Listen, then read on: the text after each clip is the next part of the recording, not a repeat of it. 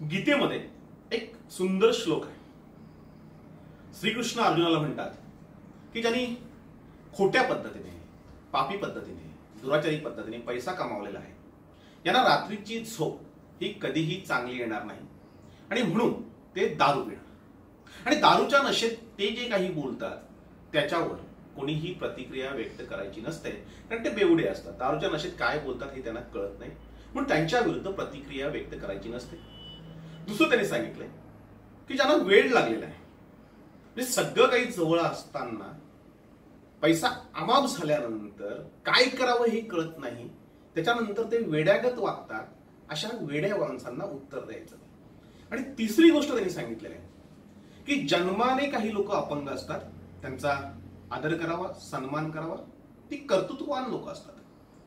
मात्र जे कर्माने अपंग होतात त्या लोकांच्या बोलण्याकडे दुर्लक्ष करायचं, कारण ऑलरेडी देवाने त्यांना त्यांच्या कर्माची शिक्षाही दिलेली जाते.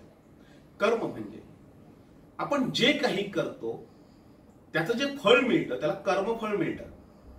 तुम्ही चांगलं केलं तर तुम्हाला चांगलं फळ मिळतं, वाईट केलं तर त्याचं वाईट फळ मिळतं. आता वाईट कृत्य करणाऱ्या लोकांना अगदी जिवंतपणीच त्यांना शिक्षा देतो देव, आणि त्या शिक्षा भोगत असताना, अगदीच ती अपंग झाली असताना, ती वेड्यागत जे काही बरळत असतात त्याच्यावर याच्यासाठी प्रतिक्रिया द्यायची नसते, त्यांना याच्यासाठी त्रास द्यायचा नसतो की त्यांना ऑलरेडी देवाने जिवंतपणे शिक्षा दिलेली आहे. म्हणजे जन्माने अपंग असणं वेगळं आणि कर्माने अपंग असणं वेगळं. आता ही कर्माने अपंग असलेली लोक यांना उत्तर द्यायचं नसतं, म्हणून मी अनेकदा उत्तर दिलेलं नाही. निवडणुकीचा काळ होता, त्यावेळेस निवडणुकीच्या काळामध्ये असाच एक कर्माने अपंग झालेला माणूस माझ्या विरोधात उभा होता. त्यांनी माझ्या विरोधात वाटेल तेवढी बरळ केलं. म्हणजे एकदा तर असं झालं की जितेंद्र आव्हाड एका सभेमध्ये असताना त्या सभेमध्ये अत्यंत घाणेरड्या पद्धतीने त्यांनी वक्तव्य केली. माझ्याकडे त्यांच्याच माणसाने आणून ती क्लिप दाखवली. मी त्यांना सांगितलं ही क्लिप व्हायरल करा, कारण लोकांना कळलं पाहिजे ज्या शरद पाटीलला तुम्ही मत देणार आहात त्या शरद पाटीलची नेमकी समाजात काय किंमत आहे आणि तो समाज त्याला काय पद्धतीने बोलतोय हे लोकांमध्ये कळू दे. जे लोकांना मतं द्यायची असतील तर देतील, नाही दिली तरी चालतील, पण ही क्लिप व्हायरल झाली पाहिजे. म्हणजे मला खरं तर जितेंद्र आव्हाड हे मला खूप लहानपणापासून ओळखतात, माझ्या पहिल्या वृत्तपत्रापासून ते मला ओळखतात आणि त्यांच्या समोर ही वक्तव्य केल्यानंतर जितेंद्र आव्हाडांनाही लक्षात आलं असेल की ही लोक काय बोलतात आणि यांची अवकात काय, या लोकांनाही कळू दे कोण काय बोलतंय. आणि म्हणून ती क्लिप आम्ही व्हायरल केली होती. म्हणजे माझ्या बदनामीची क्लिप मीच व्हायरल करायला लावली होती आणि ती त्यांच्या लोकांना लावली होती. त्याचं कारण असं होतं की ही जी लोक असतात ह्या लोकांच्या बोलण्याला नेमकी किंमत किती असते हे लोकांना कळू दे. आणि त्याचं उत्तर दिलं. म्हणजे अख्खी निवडणूक बघा तुम्ही, मला प्रत्येकाने सांगितलं होतं की उत्तर द्या, मी त्यांना उत्तर दिलं नाही, त्यांचं नावही घेतलं नाही. त्यांचं नाव घेणं म्हणजे आपण स्वतःचा विटाळ करून घेणं किंवा स्वतःची पात्रता कमी करून घेण्यासारखा तो प्रकार होता. पण पूर्ण इलेक्शनमध्ये कुठल्याही भाषणामध्ये मी त्यांचं कधी नाव घेतलं नव्हतं. त्याला कारण हेच होतं की ज्यांना देवाने शिक्षा दिली आहे, त्यांचं कर्म वाईट, सतत खोटं बोलण्याची सजा म्हणून ज्यांना अक्षरशः म्हणजे मेंदूने, शरीराने ज्यांना अपंग केलं आहे त्यांना आणखीन आपण काय बोलायचं हा मोठा प्रश्न आहे. मात्र जेव्हा ही लोक आपली अवकात ओळखून डोक्यावर बसण्याचा प्रयत्न करतात आणि समाजामध्ये खोट्या गोष्टी पसरवतात तेव्हा त्यांना उत्तर देणं गरजेचं असतं. म्हणून आज मी त्यांना उत्तर देणार आहे. विषय असा आहे की कुणबी स्नेह नावाचा एक ग्रुप आहे, समाजाच्या हितासाठी, समाजाच्या भल्यासाठी. खरं तर हा ग्रुप प्रस्थापित कुणबी समाजाचा असावा अशी आमची आता धारणा झालेली आहे. कुणबी समाजामध्ये दोन गट हे सातत्याने पाहायला मिळतात. एक प्रस्थापित कुणबी, जे प्रस्थापित कुणबी म्हणजे ज्यांचे आई वडील श्रीमंत होते, ज्यांचे आई वडील चांगल्या नोकरी धंद्याला होते, तो समाज. आणि ज्यांचे आई वडील काहीही नसताना, शून्य असताना त्या आई वडिलांच्या पोटी जन्माला आलेली पोरं ही मोठी झालेली आहेत, कर्तृत्ववान झालेली आहेत, त्यांनी स्वतःच्या कर्तृत्वाने, मेहनतीने थोडंफार काही प्रगती केलेली आहे. हा एक ग्रुप. ह्या गरिबांच्या पोरांना ही प्रस्तावित पोरं कधीही स्वीकारत नाहीत. म्हणजे कुणबी स्नेहचं मला गंमत सांगतो. या ग्रुपवर 24 ऑगस्ट रोजी 12:12 एक माझ्या विरोधात पोस्ट व्हायरल केली गेली. 24 ऑगस्ट पासून अगदी 25 ऑगस्टला जेव्हा ही मी पोस्ट बघितली आणि त्याच्यावर खुलासा मागितला की ही पोस्ट जी आहे ती त्यांचीच आहे असं त्यांनी जाहीर करावं. किंवा ती त्यांच्या नंबरवर फॉरवर्ड करावी. खाली बिनबापाच्या पोस्ट हे अनेक जण व्हायरल करताना दिसतात. त्यानंतर ह्या पोस्ट व्हायरल करायला काही नोकर ठेवलेले असतात. असंच एका भामट्याने एका दुसऱ्या भामट्याला ही पोस्ट करायला लावली होती आणि म्हणून कायदेशीर कारवाईमध्ये ती पोस्ट त्यांच्या मोबाईलवरून यायला पाहिजे होती म्हणून अशी मागणी केली होती. आणि त्याचबरोबर ऍडमिनला मी खुलासा करायला सांगितलं होतं. आता ह्या ग्रुपचे जवळजवळ 7 ऍडमिन आहेत. 7च्या 7 ऍडमिन अगदी माझ्या जवळचे आहेत, मला ओळखणार आहेत. तरीही ती पोस्ट पहिली गोष्ट रिमूव्ह केली नाही, त्या पोस्ट करत्याला विचारलं नाही. इतर कोणी जर ही पोस्ट केली असती कोणाच्या बदनामीची तर त्याच्यावर पोस्ट मागून पोस्ट पडले असते आणि खुलासा विचारला असता किंवा त्याला रिमूव्ह करायला लावलं असतं. मात्र ही शरद पाटीलची बदनामी करणारी पोस्ट होती ती अगदी चवीने चघळली जात होती. मी त्याला खुलासा 25 ऑगस्टला मागितला, त्यावेळेस ही खुलासा त्याच्यामध्ये केला नाही आणि खुलासा करावा अशी मागणी करू नये. आणि त्यामध्ये मी सांगितलं होतं मी पोलीस ठाण्यामध्ये कंप्लेंट करणार आहे आणि ती पोस्ट खूप चांगली म्हणजे माझ्या फायद्याची होती म्हणून त्याचा वापर मी इतर ठिकाणीही करणार आहे असं त्यांना मी स्पष्टच बजावलं होतं. या पोस्टला एकाही ऍडमिनने उत्तर दिलेलं नाही. ऍडमिन दुसरे आमचे चांगले ऍडमिन आहेत, मित्र आहेत, ऋषिकेश सावंत यांनी मात्र म्हणजे ते खरंच संवेदनशील मनाचे, त्यांनी खूप चांगला निबंध लिहून अगदीच त्यांना सगळ्या समाजाची, कुणबी समाजाच्या स्नेहाची किंवा आणखी त्या ग्रुपची माहिती सांगितली होती. आणि ती माहिती सांगून असं या ग्रुपवर चालणार नाही, तुम्ही तात्काळ खुलासा करावा किंवा ज्याने आक्षेप घेतला त्यांना उत्तर द्यावं. ऍडमिनचीही ही दखल घेतलेली नाही, कुठलाही प्रकारचा खुलासा केला नाही आणि स्वतः पोस्ट केलं ही सांगण्याची हिंमत नाही, स्वतःच्या मोबाईलवरून ही पोस्ट केलेली नाही. आणि तरीही या सगळ्या 7च्या 7 ऍडमिननी कोणतीही दखल घेतली नाही. ऍडमिनने सांगूनही खुलासा केला नाही तर त्या लोकांना रिमूव्ह करून जातं. म्हणजे आतापर्यंत मी अनेक लोकांना त्या ग्रुपमधून बाहेर काढलेलं किंवा बाहेर पडताना बघितलंय, अनेकांना बाहेर काढलंय. यांना मात्र बाहेर काढण्याची कोणाची हिंमत झाली नाही, कारण ती पोस्ट कुठल्याही श्रीमंत बापाच्या पोरावर आलेली नव्हती आणि त्याच्यामुळं त्या पोस्टला कोणीही म्हणजे पोस्ट कर्त्यांवर कोणीही कारवाई करण्याचा प्रश्न नव्हता. ती पोस्ट तुम्हाला आजही पाहायला मिळेल. खरं तर ऋषिकेश सावंत यांनी सांगितलं होतं की आक्षेपकर्त्यांनी ज्या पोस्टवर हरकत घेतली त्या संबंधित पोस्ट कर्त्यामार्फत आपली जी काही भूमिका असेल ती वैयक्तिकरित्या आक्षेपकर्त्यांना कळवली जाईल अशी अपेक्षा आम्ही बाळगत आहोत. ऋषिकेश सावंत म्हणजे ऍडमिनची ही अपेक्षा पूर्ण झालेली नाही, म्हणजे त्यांनी कारवाई करणं गरजेची होती, त्याचा खुलासा करावा असंही त्यांनी सांगितलंय. त्याचा खुलासाही झालेला नाही आणि ऍडमिननी कारवाई केलेली नाही. इतरांना मात्र रिमूव्ह केलं असतं आणि पोस्ट एवढ्या टाकल्या असत्या की त्या माणसाला स्वतःहून रिमूव्ह व्हावं लागत असतं. अशी या ग्रुपवरची परिस्थिती आहे. अनेक चांगली लोक या ग्रुपवर आहेत, मात्र सगळ्यांनी मौन बाळगलं होतं. त्याचं मला वाईट वाटतं, कारण खरं तर तुम्ही सांगता की समाजाच्या गप्पा माराव्यात, समाजाच्या चांगल्या गोष्टी असाव्यात आणि त्याच गोष्टीमध्ये अगदी शरद पाटीलची आयझेड करणारी पोस्ट येते आणि ती खोटी पोस्ट. ती पोस्ट खोटी कशी आहे हे मी तुम्हाला सांगतोय. खोटी पोस्ट मात्र स्वीकारली जाते आणि त्याच्यावर कुठलीही कारवाई केली जात नाही. आणि या संदर्भात म्हणून मी आज 27 ऑगस्ट रोजी पोलीस ठाण्यामध्ये रीतसर तक्रार केलेली आहे. माझ्या विरोधात जेवढ्या पोस्ट येतील त्या सगळ्यांची मी उत्तर देणार आहे आणि त्या सगळ्यांवर योग्य ती कारवाई करणार आहे. माझ्यावर खरे आरोप केले तर मी स्वीकारेन आणि त्याची जाहीर माफी मागेन. मात्र खोटे आरोप असतील तर एकालाही सोडणार नाही हा इशारा मी आताच देतोय. तरी पुढे लिहिलेले ऋषिकेश सावंतनी ज्या पोस्टवर आक्षेप घेतला आहे त्या पोस्ट संबंधित पोस्टकर्त्यांनी खुलासा तात्काळ करावा आणि त्याच्यानंतर काही काळाकरता group setting only me admin अशी केली जाईल. अजून खुलासा झालेला नाही आणि अजूनही ओनली मी ऍडमिन असा हा ग्रुप केलेला नाही. खरं तर एवढं मोठं प्रकरण झाल्यानंतरही जर कारवाई होत नसेल आणि म्हणून आमचा आक्षेप आहे गरिबांच्या पोरांचा. या गरिबांच्या पोरांमध्ये निलेश सामरेही आला.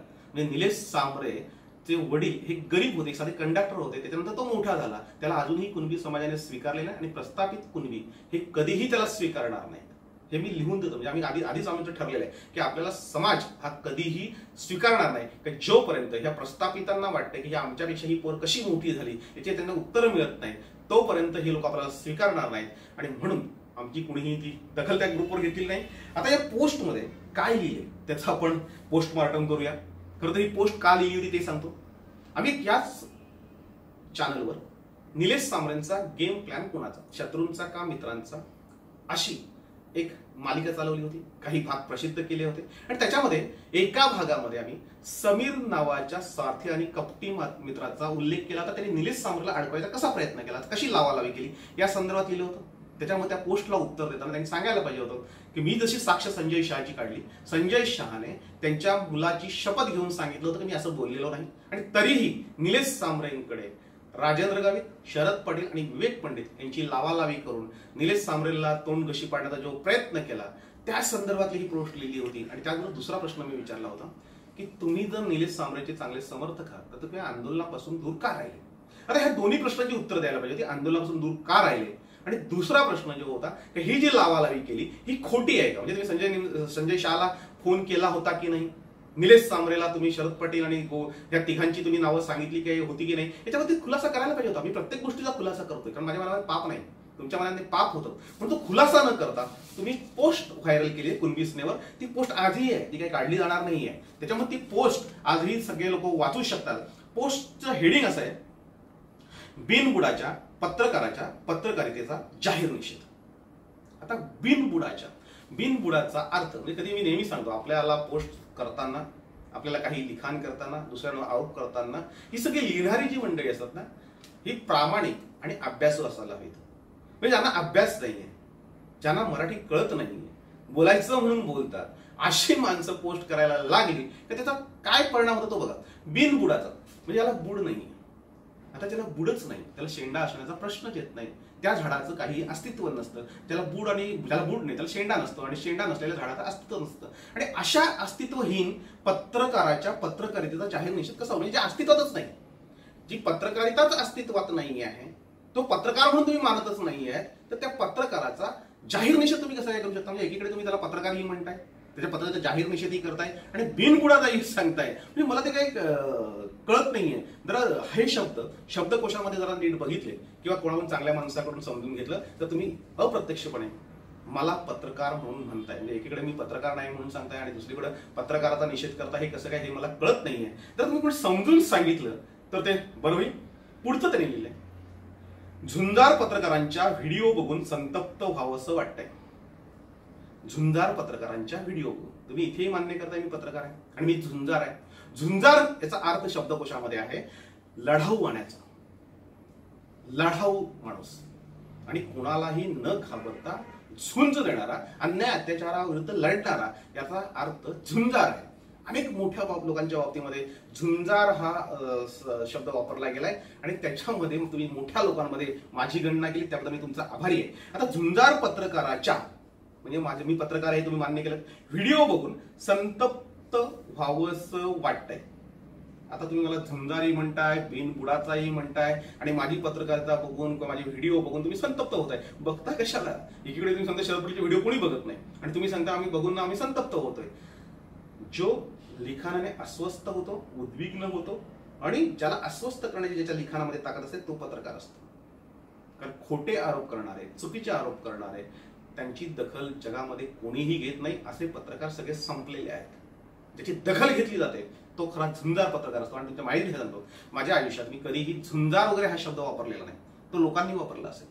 मी इथे वाड्यामध्ये जे बॅनर बनवणारी लोक आहेत म्हणजे वाड्यात माझे बॅनर जे लागतात त्या बॅनरमध्ये मी स्पष्ट हे बॅनर बनवण्याला सांगितलेलं आहे शरदजी पण नाही लिहायचं, फक्त शरद पाटील लिहायचं, साहेब नाही लिहायचं, कुठल्याही ज्या उपाध्या असतात त्या लावायच्या नाहीत. मला फक्त शरद पाटील म्हणूनच राहायचं, शरद पाटील म्हणूनच जगायचं आहे. तुम्ही कुठल्याही जे प्रेसवाले आहेत, बोर्डवाले आहेत, बोर्ड तयार करणार, बॅनर तयार करणार, त्यांना विचारायचं शरद पाटील काय सांगून ठेवलं आणि ती लोक ते पाळतात. मला कधी त्यांनी साहेब लिहिलेलं नाही, कधी कधीही झुंजार लिहिलेलं नाही, फक्त शरद पाटील. तुम्ही झुंजार सांगताय आणि खरं तर हे झुंजार तुम्ही जे मला म्हणताय त्याबद्दल मी तुमचा आभारी आहे. झुंजार हा शब्द खूप चांगला आहे. पुढे तुम्ही लिहिताय आपण काय लिहितोय, कशाबद्दल लिहितोय याचं तरी भान आहे का. आता तर याचं मला जर भान नसतं तर तुम्ही मी जे काही बोललोय त्याची उत्तरं दिली असतात. आजही सांगतोय तुम्ही उत्तर द्या. निलेश सांबरे यांच्या आंदोलनापासून मागे का राहिलेत किंवा संजय शहाला तुम्ही फोन केला होता की नाही. निलेश सांबरे आणि शरद पटेल यांची लागावी, विवेक पंडित आणि निलेश सांबरे यांची लागावी, राजेंद्र आणि निलेश सांबरे यांची लागावी म्हणून कान भरले होते की नाही आजही सांगा. म्हणजे काय लिहितोय याचं भान जर तुम्हाला नसेल तर तुम्ही काहीही बोलू शकत नाहीत, लिहू शकत नाहीत. आणि मला भान नसताना मी लिहिल्याची तुम्ही दखल घेऊ शकत नाही, तुम्ही दखल घेतली आहे. आता इथे त्यांनी लिहिलंय तुम्हाला इकडे कोणी ओळखत नाही का, संपूर्ण वाड्याला माहित आहे तुमच्या पत्रलीला. माझ्या ज्या पत्रलीला आहे संपूर्ण वाड्याला माहिती आहे, ही गोष्ट खरी आहे. आता पत्रलीला हा शब्द कुठून आला मला माहित नाहीये. म्हणजे पत्रलीला म्हणजे नेमकं काय, मी शब्दकोशात शोधण्याचा प्रयत्न केला तो काही मिळाला नाही. मला कृष्णलीला माहित आहे.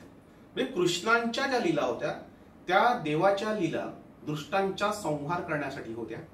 वाईटांचा संहार करण्यासाठी होत्या, खोटं बोलणाऱ्या, भ्रष्टाचार करणाऱ्या, अत्याचार करणाऱ्या, शेतकऱ्यांच्या जमिनी लुटणाऱ्या, अगदीच कुटुंबातील भावांच्या, बहिणींच्या, नातेवाईकांच्या जमिनी लुटणाऱ्या, ज्यांनी त्यांच्यावर उपकार केले त्या खासदार शिंगडांपासून तर अनेक लोकांचा विश्वासघात करणाऱ्या अशा लोकांचा संहार करणारी पत्र लिहिला.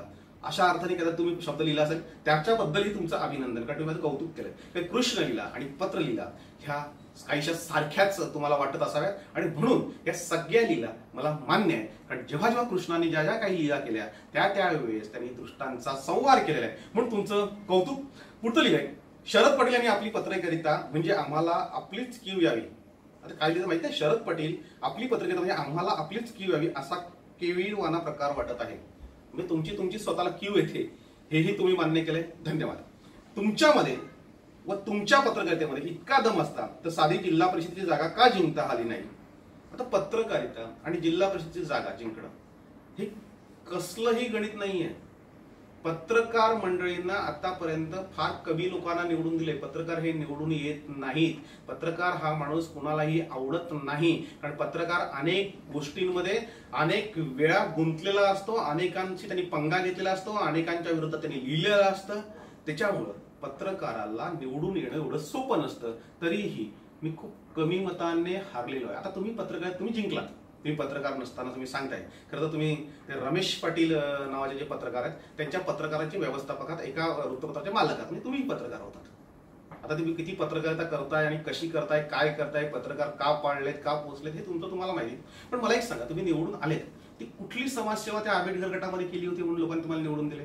त्या लोकांना सांगा का तुम्ही निवडून आलात, कसे निवडून आलात. सगळ्यांना माहिती आहे कुठे बोरिंग मारल्या, कोणत्या मंडळांना भांडी दिली. म्हणजे वाड्याच्या खंडेश्वर नाक्यावरचं एक भांड्याचं दुकान तुम्ही अख्खं खाली केलं होतं.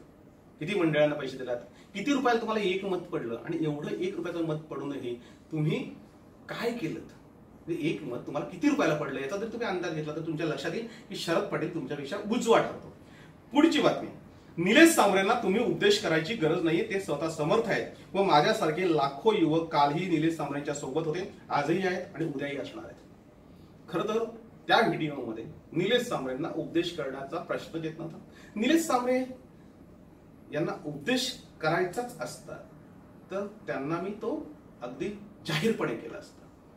मी फक्त त्यांना असं सांगितलंय की तुमच्या आंदोलनामध्ये ही लोक का नव्हती याचा शोध घ्या. आता शोध घ्या सांगणं म्हणजे काय उपदेश करण्यासारखं आहे का? म्हणजे तुम्ही काय लिहिताय हे तुम्हाला कळतं का ते बघा. दुसरी गोष्ट, माझ्यासारखे लाखो युवक आजही निलेश सांबरेंच्या सोबत होते, आज आहेत आणि उद्याही असणार आहेत. मान्य. जर तुम्ही निलेश सांबरेंच्या सोबत होता तर आंदोलन चालू असताना तुम्ही आमदाराच्या आड का लपून बसला होता? दिवसभर आमदारांना का चिटकून होतात? आमदार तुमच्या बरोबर असताना निलेश सांबरे सातत्याने फोन करत होते की तुम्ही या. त्यावेळेस आमदार तिथे का गेले नाही? आमदारांचे कान कोणी भरले आणि का घाबरला होता? म्हणजे तुम्ही एकीकडे मला सांगता तुम्ही घाबरलात, अहो आंदोलनामध्ये गुन्हे दाखल होतील म्हणून तुम्ही आमदाराच्या बागे राहिला. आणि जर तुम्ही खरे मित्र असतात, मी खरे मित्र मुद्दाम सांगतो, म्हणजे निलेश सांबरेंना आजही सांगतोय की जे आंदोलनामध्ये खांद्याला खांदे लावून होते, म्हणजे त्याच्यामध्ये महेंद्र ठाकरे असतील, संदेश ढोणे असतील, शशी पाटील असतील, गिरीश डॉक्टर असतील, असे असंख्य मंडळी जी आहेत ती खरी मर्द आणि निलेश सांबरेंचे खरे मित्र. तुमच्यासारखे आंदोलनापासून दूर राहणारे भामटे हे कधीही मित्र असू शकत नाही. हे काल पण निलेश सांबरेंना मी सांगितलं होतं, आजही सांगतो आणि उद्याही सांगेन की तुम्ही निलेश सांबरे कधीही होऊ शकत नसतात नाहीत. आणि म्हणून तुम्ही जे सांगता आणि त्यांच्या सोबत आहात तुम्ही कधीही नव्हतात. म्हणजे निलेश सांबरेची सतत वाईट बघणारे लोक तुम्ही सतत लावालाव्या करणारे तुम्ही काय निलेश सांबरेच्या बरोबर असणार आहेत? तुम्ही त्या आंदोलनापासून दूर होतात हे सगळ्यांनी बघितलेलं आहे. त्याच्यामध्ये तुम्ही लिहिले, आपल्याला आठवत असेल की माझ्याच केसमध्ये माझ्यावर हल्ला करायला आलेले तुम्ही आणि इतर 2 आरोपी अटक असताना चांगले 2 महिने ढुंगणाखाली शेपूट घालून फरार होते. स्वतः फरार राहून तुम्ही काय केलं याचा तुम्हाला विसर पडला. आता ह्या लोकांना म्हणजे काय कळावं आणि काय, कुठलाही अभ्यास न करता जेव्हा बोललं जातं तेव्हा ह्या अशा पोस्ट केल्या जातात. ज्या वेळेस माझ्यावर खोटं, म्हणजे आजही ह्या भामट्याने सांगावं, तर मी त्याला शकुनी मामा म्हणतो, या शकुनी मामाने सांगावं की शरद पाटील हल्ला करायला आला होता. छातीवर हात ठेवून सांगायचं, त्याच्या पोराची शपथ घेऊन त्यांनी सांगायचं की मला ह्या गोष्टीमध्ये शरद पटेलला मी खोट्या पद्धतीने गुंतवलं की नाही ते सांगावं. हे सगळ्यांना माहिती. दुसरी गोष्ट, 2 महिने फरारी होता. शरद पटेल जिथे असतो ना तिथे पाय रोवून उभा असतो. पळण्याची भूमिका तुमची. शरद पाटीलची नाही, अनेक प्रसंगात दिसलेला आहे. माझ्याकडे 8व्या दिवशी, म्हणजे मी तारीख वारासही सांगतोय की माझ्याकडे 8व्या दिवशी मला अटकपूर्व जामीन माझ्या हातामध्ये होता. आता माझ्याकडे अटकपूर्व जामीन मला मिळाल्यानंतर 8व्या दिवशी अटकपूर्व जामीन आहे, 2 महिने पळण्याचा प्रश्नच येत नाही. म्हणजे मला ज्या दिवशी गुन्हा दाखल झाला त्याच दिवशी मंत्री गणेश नाईक यांनी फोन करून सांगितलं होतं की शरद पाटीलला हात लावायची हिंमत असेल तर त्याला उचलून ऑफिसमधून नाही. मी माझ्या ऑफिसमध्ये होतो, मला पोलीस ऑफिसमध्ये फोन केला तर त्याला मला बेड्या घालून न्यायचं आहे तुम्हाला. मी माझ्या ऑफिसमध्ये बसलोय, पळून जाणार नाही, तुम्ही फक्त इथून बेड्या घालून द्या. वाडा पोलीस स्टेशन ते मशाल टॉवरचं अंतर 7 मिनिटांचं आहे, मी तिथे पोहोचतो का तुम्ही बघा, तुम्ही मला नेऊ शकता का बघा. आणि 14व्या दिवशी या पोलीस ऑफिसरची बदली झालेली आहे, तेव्हा तुमचं सरकार होतं, आर पाटील गृहमंत्री होते, काँग्रेसचे, तुम्ही ज्या पक्षाचे काम करत होते त्या पक्षाच्या जीवावर मोठे झाला, त्या पक्षाला नंतर सोडलं, त्याचा कसा विश्वासघात केलाय, शिंगणांचा कसा विश्वासघात केलाय हे सगळ्यांना माहिती आहे. तेव्हा राज्यमंत्री, गृहराज्यमंत्री हे तुमचे होते, काँग्रेसचे होते. त्यांनीही स्वतः सांगितलं होतं की हा गुन्हा खोट्या पद्धतीने नोंदवला, माझं मिसगाईड केलेलं या लोकांनी आणि त्याच्यामुळं त्याला अटक होता कामा नये. आणि मला त्यावेळेस अटकपूर्व जामीन मिळाला. आता अटकपूर्व जामीन मिळाल्यानंतर पळणारा माणूस हा मूर्ख असू शकतो, मी तुम्हाला मूर्ख वाटतोय? किंवा तुम्ही 3-3 महिने तुरुंगामध्ये होतात, शरद पटेल अजून एकदाही तुरुंगात गेलेला नाही. 32 वर्षाच्या पत्रकारितेमध्ये अनेक वादळं गेली, अनेक गोष्टी झाल्या, मात्र मी तुरुंगात गेलेलो नाही.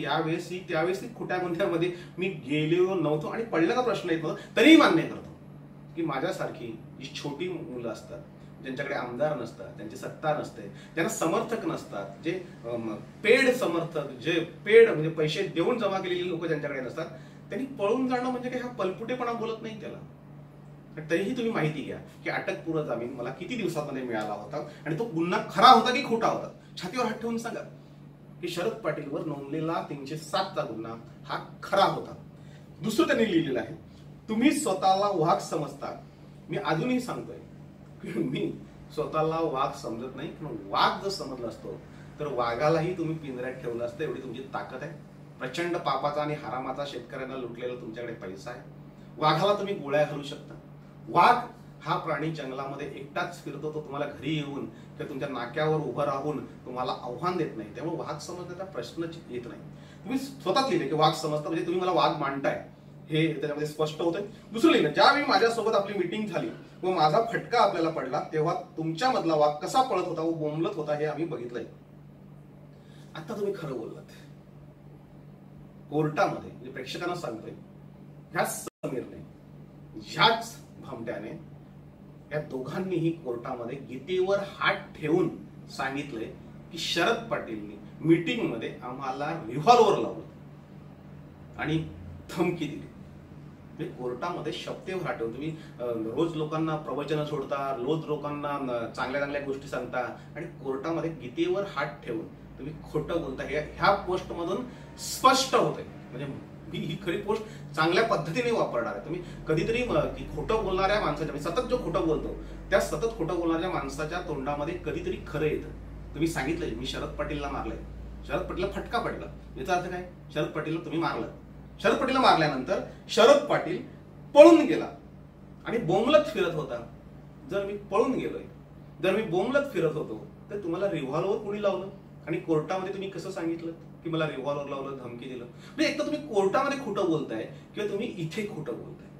मात्र तुम्हाला धन्यवाद देतोय की तुम्ही जे लिहिलंय, खरं तर हा पॅरेग्राफ तुम्ही अधिक स्पष्ट लिहायला पाहिजे होता की मीटिंग कशी झाली, मीटिंग कशाची झाली, म्हणजे लोकांनाही कळू दे की त्यावेळेसही तुम्ही निलेश सांबरे आणि शरद पाटील यांच्यामध्ये वाद लावण्याचा प्रयत्न केला होता, भांडण लावण्याचा प्रयत्न केला होता. निलेश सांबरेंनी मला हे तात्काळ विचारलं होतं. मी त्याला सांगितलं तुम्ही नरेश ठाकरेंना समोर घेऊन या, आपण त्याच्या संदर्भामध्ये बोलूया आणि खरं काय खोटं काय ते करूया.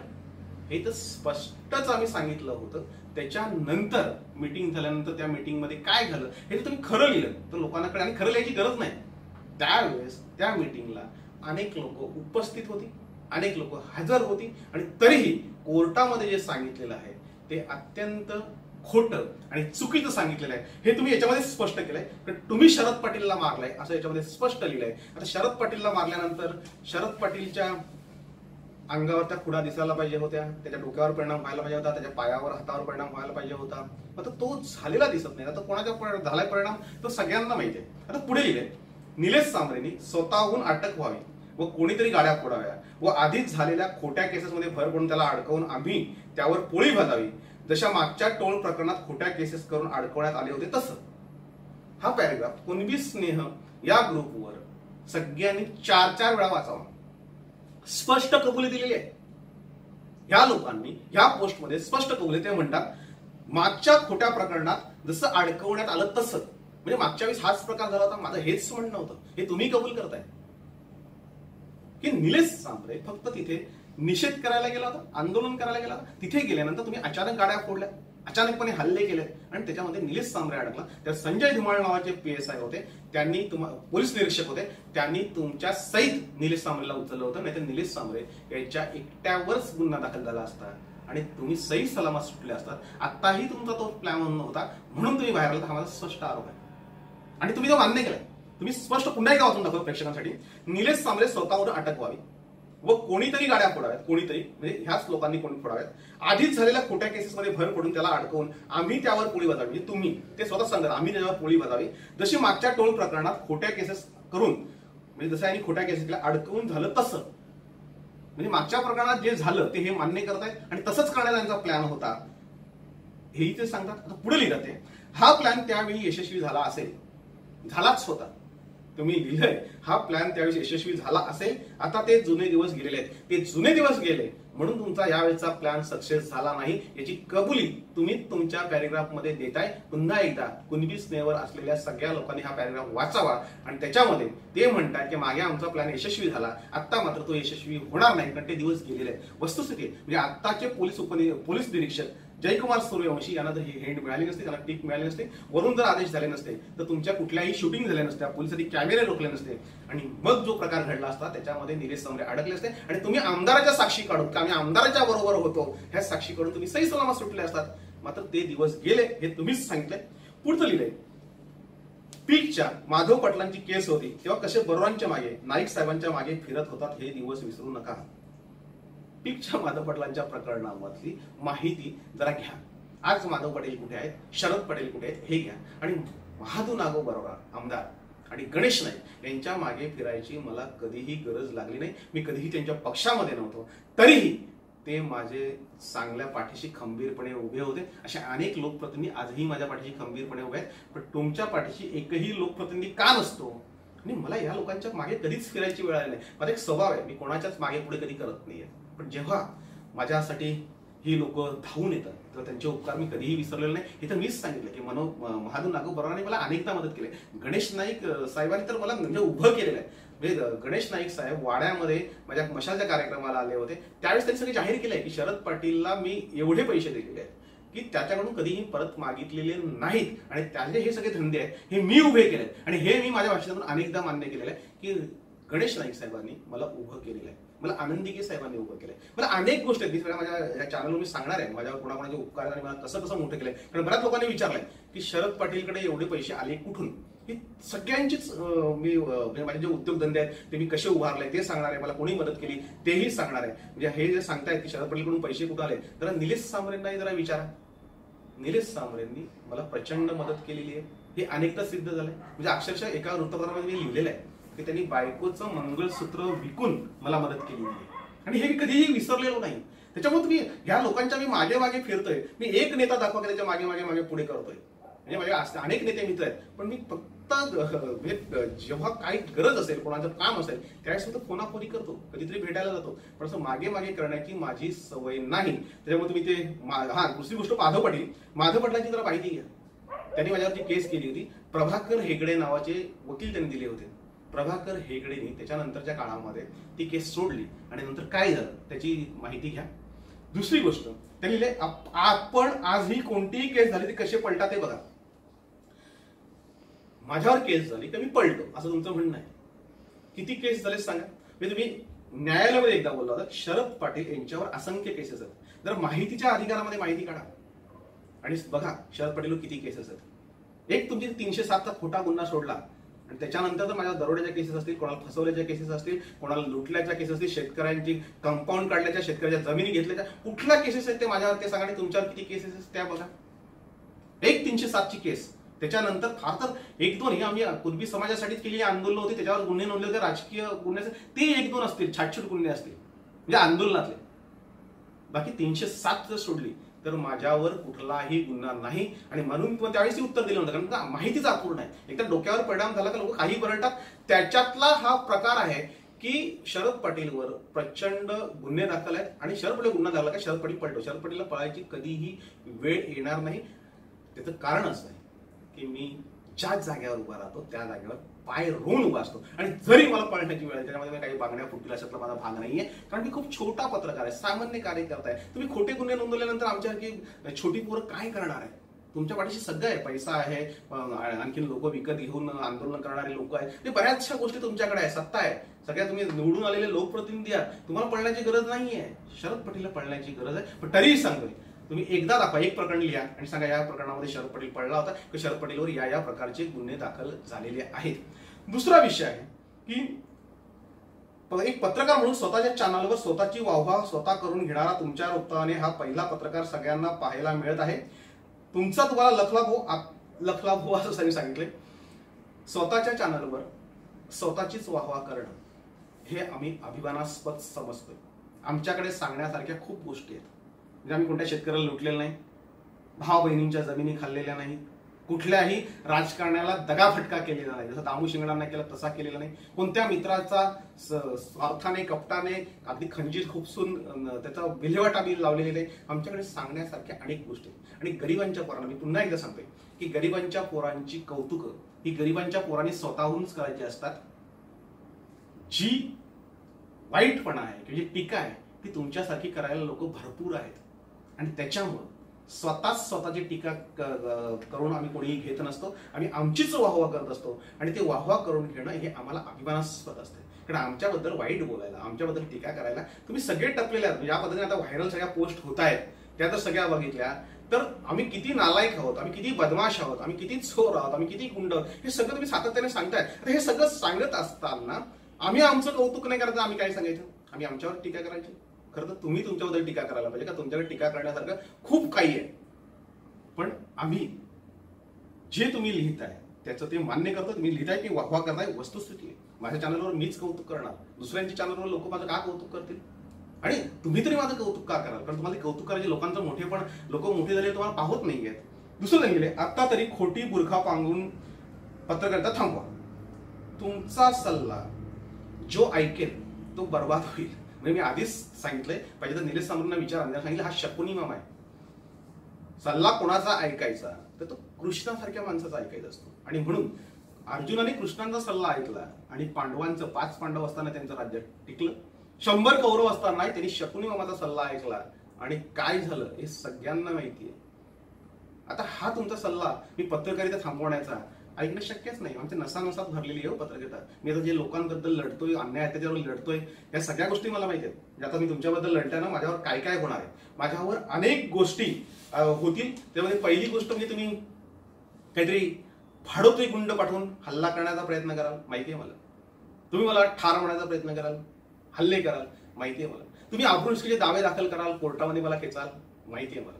आता ते पालघर मधल्या एका पत्रकाराला स्वतःच्या घरातली एक महिला आपण तिच्यावर विनयभंग तिला करायला लावला होता. म्हणजे एवढ्या खालच्या पातळीवर राजकारणी पोहोचतात हे पालघर जिल्ह्याने बघितलंय. तुम्ही त्याही स्टेजला जाता. मला सगळे परिणाम माहिती आहेत. एक पत्रकार म्हणून मी गेली अनेक वर्ष आहे, त्यामुळे काय परिणाम होणार ते माहिती आहेत. पण परिणामांची पर्वा मी कधीही केलेली नाही आणि करतही नाही. आणि म्हणून तुमच्या विरुद्ध मी लढतोय. आणि म्हणून पत्रकारिता थांबवण्याचा प्रश्न येतो कुठे. आणि तुम्ही तुमचं राजकारण कधी थांबते ते तुम्ही बघा, तुम्ही तुमचं राजकारण सांभाळा. हे लोकांना सल्ले, म्हणजे तुमचा सल्ला ज्यांनी ऐकला तो माणूस बर्बाद होतोय हे अनेकदा सिद्ध झालेलं आहे. कारण ते स्वार्थी आणि कपटीपणाचा एवढा त्याच्यामध्ये सगळा ठासून मसाला भरलेला असतो, तर तो मसाला अगदीच म्हणजे लोकांना घातक असतो. आणि म्हणून तुमचा सल्ला ऐकण्याचा प्रश्नच येत नाही. पोस्ट इथे संपले. मात्र ही पोस्ट करताना तुम्ही स्वतःच्या नावाने केलेली नाही, स्वतःच्या मोबाईलवरून केलेली नाही. ती पोस्ट तुमचीच आहे असं जाहीर करा असं मी त्या ग्रुपवर सांगितलं होतं. ती पोस्ट तुम्ही स्वतः जाहीर केलेली नाही. त्याच्यासाठी एक भामटा मित्र, एक कपटी मित्र तुम्ही वापरला आणि त्याच्यावर विश्वास ठेवून लोकांनी जर शरद पाटील बदनाम आहे हे सांगत असेल तर वस्तुस्थिती आहे मी बदनाम आहे, मी बदमाश आहे. कारण बदमाश माणसंच तुमच्यासारख्या विरुद्ध लढू शकतात. चांगली आणि म्हणजे खूप विचार करणारी माणसं ही तुम्हाला आसपासही फिरकून देणार आहेत, की तुमच्यावर एक शब्दही बोलणार आहेत. माझी बदमाशी ही माझ्या अंगामध्ये ठासून भरलेली आहे, म्हणून तुम्हाला नडतोय, भिडतोय आणि लढतोय.